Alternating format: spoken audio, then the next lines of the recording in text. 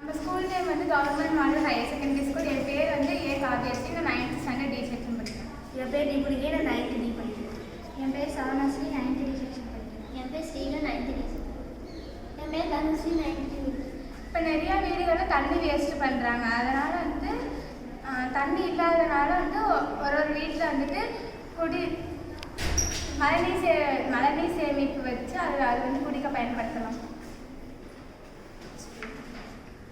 First மழை பெய்யறதுனால நம்ம வீடு ரூஃபில் வந்து தண்ணி அந்த பைப் வழியாக வந்து ஃபில்டர் வாட்டர் டேங்க்குள்ளே போய் அது வந்து மெயின் ஸ்டோரேஜ் டேங்க்குள்ளே போய் அப்படியே குடிநீராக பயன்படுத்தும்.